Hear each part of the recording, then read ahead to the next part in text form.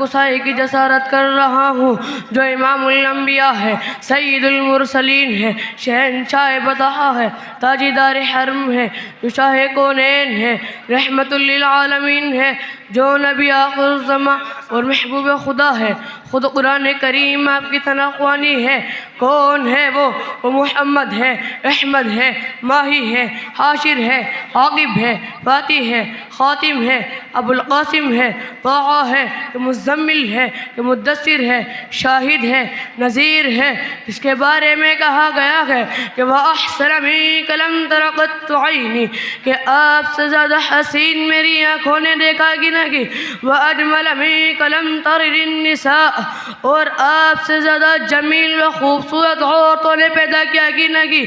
خُلِقَتَ مُبَارَكًا مِن كُلِّ عَيْبٍ، کیونکہ آپ ہر نقص و کمی سے پاک ہے۔ كَأَنَّكَ تَخْلُقُ كَمَا تَشَاءُ، گویا کہ آپ ایسے پیدا ہوئے کہ جیسے آپ نے چاہا۔ محترم حضرات، جب بات آپ کی زلف مبارک کی آئی تو قرآن نے کہا وَاللَّيْلِ إِذَا سَجَا۔ جب بات آئی آپ کے اخلاق کی تو قرآن نے کہا إِنَّكَ تَعَالَى فِي قُرْآنِ الْكَرِيمِ۔ جب بات آئی آپ کی رضا کی تو قرآن نے کہا وَلَسَوْفَ يُعْطِيكَ رَبُّكَ فَتَرْضَىٰ۔ کبھی قرآن نے یا ایھا المزمل کہا، کبھی یا ایھا المدثر کہا، کبھی انا ارسلناک شاہدا ومبشرا ونذیرا کہا، کبھی انا ارسلناک رحمۃ للعالمین کہا، جس کے بارے میں شیخ سعدی نے فرمایا تھا جن سے میری مراد کہ ہمارے پیارے نبی اللہ کے عظیم لاکھ کروڑ درود ہو انہوں کی ذات ہادی پر، آمین ثم آمین۔ کہ مشکل تھے راستے آسان ہو گئے، کہ مشکل تھے راستے آسان ہو گئے، کہ مشکل تھے راستے آسان ہو گئے، کہ مشکل تھے راستے آسان ہو گئے، دشمن بھی یہ دیکھ کر حیران ہو گئے۔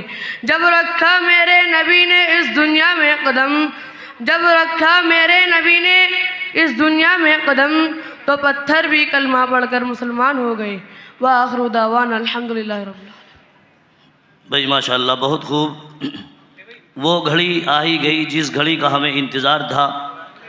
عزت مآب سامعین اکرام، اب میں آپ حضرات کے سامنے ایک ایسی شخصیت کو مدعو کرنے کی جسارت کر رہا ہوں جن کی شخصیت علم و فضل، تحقیق و ادب اور زبان و بیان کے گو نگو خصوصیات سے مرقع ہیں، جن کی علمی شان کا ایک جہاں معترف اور مقر ہے، جن کا خطاب، جن کی آواز سینوں میں اپنا آشیانہ بنا لیتی ہے اور جن کا انداز دل و دماغ پر چھا جاتا ہے، وہ بلا خوف و لومۃ لائم کے بے باک اور بے لاگ و لپیٹ کے صاف صاف گفتگو کرتے ہیں، جن کی فصاحت و بلاغت دلوں کو اجاگر، احساسات کو بیدار، آنکھوں کو اشکبار کر دیتی ہے۔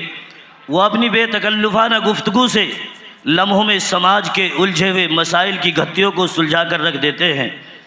جب وہ تکلم کرتے ہیں تو اپنے درد دل کو الفاظ کی لڑی میں پروتے ہیں، جب وہ گویا ہوتے ہیں تو اپنا زخمی کلیجہ نکال کر رکھ دیتے ہیں۔